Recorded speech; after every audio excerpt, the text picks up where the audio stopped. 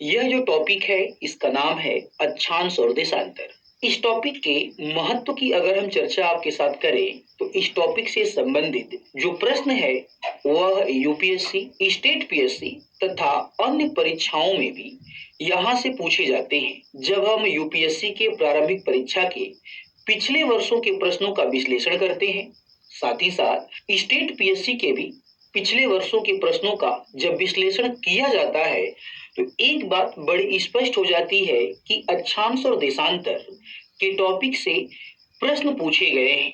इसीलिए प्रारंभिक परीक्षा के दृष्टिकोण से यह जो टॉपिक है ये बड़ा ही महत्वपूर्ण हो जाता है। इसी टॉपिक के बारे में हम विस्तार के साथ चर्चा करने वाले हैं। तो सबसे पहले हमें ये जानना है कि हमें इस टॉपिक में क्या क्या पढ़ना है, किन किन बिंदुओं पे विस्तार के साथ फोकस करना है, ये हम चर्चा करेंगे।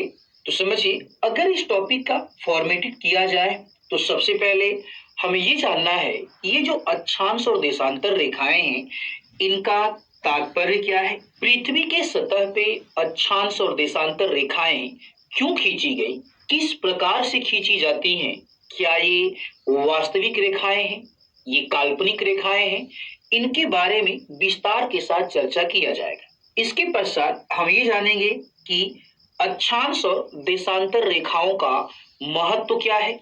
ठीक है, इन रेखाओं की संख्या कितनी है, कुल कितनी अक्षांश और देशांतर रेखाओं को खींचा जा सकता है, इसके बारे में चर्चा करेंगे। फिर हम ये चर्चा करेंगे कि पृथ्वी के सतह पे खींची गई ये जो अक्षांश रेखाएं हैं वास्तव में इन अक्षांश रेखाओं के द्वारा पृथ्वी के सतह के तापमान को कैसे निर्धारित किया जाता है। उसके बाद हम जानेंगे कि अक्षांश रेखाओं के द्वारा कैसे पृथ्वी के प्रमुख ताप कटिबंधों की चर्चा की जाती है। इसके बाद फिर हम चर्चा करेंगे इंटरनेशनल डेडलाइन, अंतर्राष्ट्रीय तिथि रेखा। अंतर्राष्ट्रीय तिथि रेखा से पहले हम चर्चा करेंगे देशांतर रेखाएं तथा देशांतर रेखाओं की सहायता से पृथ्वी के सतह पे समय का निर्धारण। अंतर्राष्ट्रीय तिथि रेखा के बाद फिर हम चर्चा करेंगे भारत की मानक समय रेखा। इसके बाद समझिए हम ये भी चर्चा करेंगे कि भारत में 2 टाइम जोन की मांग क्यों हो रही है। ठीक, इसके पॉजिटिव पक्ष क्या है, इसके निगेटिव पक्ष क्या है, इसके बारे में विस्तार के साथ चर्चा किया जाएगा।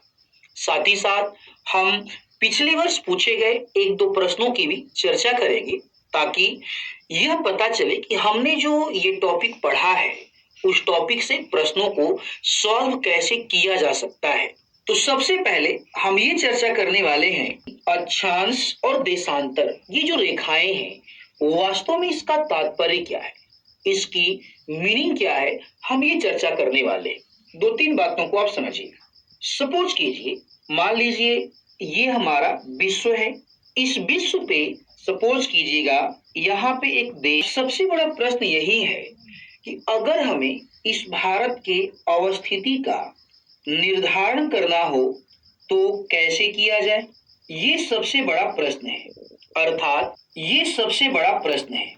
अर्थात अगर पृथ्वी के सतह पर उपस्थित किसी भी बिंदु के अवस्थिति के बारे में जाना जाए, उसके अवस्थिति का निर्धारण किया जाए, तो कैसे उसके अवस्थिति का निर्धारण किया जाए, ये कैसे बताया जाए कि वह जो स्थान है, वह जो देश है, वह कितने डिग्री उत्तर में, कितने डिग्री दक्षिण में, कितने डिग्री पूर्व में और कितने डिग्री पश्चिम में उपस्थित है। अगर हम किसी भी देश के अवस्थिति का निर्धारण नहीं कर पाएंगे तो सबसे बड़ी समस्या ये है कि एक देश से दूसरे देश तक यात्राएं कैसी होंगी, कैसे व्यापार किया जाएगा, कैसे परिवहन किया जाएगा। ठीक है, ये सबसे बड़ी समस्या थी और यह समस्या आज की समस्या नहीं थी। जब से मानव का जन्म हुआ है और मानव ने यात्राएं प्रारंभ की है, तब से ये समस्या बनी रही है। तो हमें क्या करना है, अवस्थिति का निर्धारण करना है। तो प्रश्न ये उठा कि अवस्थिति का निर्धारण कैसे किया जाए। तो इस अवस्थिति का इंग्लिश में आप इसे लोकेशन बोल सकते हैं, निर्धारण। इसका निर्धारण करने के लिए समझिए कल्पना किया गया दो रेखाओं की एक रेखा है अक्षांश रेखा और दूसरी रेखा है देशांतर रेखा। इस प्रकार जब भी हम किसी भी देश के अवस्थिति का निर्धारण करते हैं तो उसके निर्धारण में अक्षांश और देशांतर रेखाओं की भूमिका होती है। हम बोलते हैं कि भारत की उपस्थिति इतने डिग्री उत्तरी अक्षांश से लेकर के इतने डिग्री उत्तरी अक्षांश तथा इतने डिग्री पूर्वी देशांतर से लेकर के इतने डिग्री पूर्वी देशांतर के बीच में है।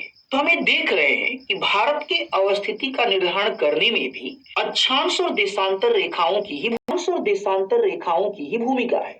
तो वैज्ञानिकों ने, भूगोलवेत्ताओं ने, आप बोल सकते हैं कि जो एस्ट्रोनॉमर्स थे, ठीक है, जो भूगोलवेत्ता थे, दार्शनिक थे, उन लोगों ने क्या किया, अक्षांश और देशांतर रेखाओं की कल्पना की। अब बोल सकते हैं इन रेखाओं की कल्पना की किसने? यूक्लिड ने किया। समझिए, तो सबसे बड़ा प्रश्न ये है कि अगर हम इन रेखाओं की बातें करें तो सबसे बड़ा क्वेश्चन ये है कि ये अक्षांश और देशांतर रेखाएं क्या करती हैं? ये बात तो समझ में आ गया, ये है क्या, ये जानना बड़ा जरूरी है। हम चर्चा कर रहे हैं यहाँ पे, समझिए, दो रेखाओं की। पॉइंट को आप समझेंगे, एक है अक्षांश रेखा और दूसरी है देशांतर रेखा। पॉइंट को समझेंगे, अगर इन दोनों में कॉमन चीज की बातें करें तो दोनों में जो कॉमन है वह है, समझिए, रेखा, यानी कि ये लाइंस हैं, ये रेखाएं हैं। अगर ये रेखाएं हैं तो इसका तात्पर्य ये भी हुआ इन रेखाओं को खींचा जाएगा, ड्रॉ किया जाएगा। सबसे बड़ा प्रश्न ये है कि इन रेखाओं को खींचा जाएगा तो कहाँ खींचा जाएगा? पहला क्वेश्चन।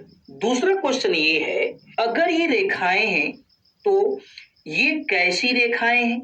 पॉइंट को समझेंगे, क्या ये वास्तविक रेखाएं हैं, क्या ये काल्पनिक रेखाएं हैं?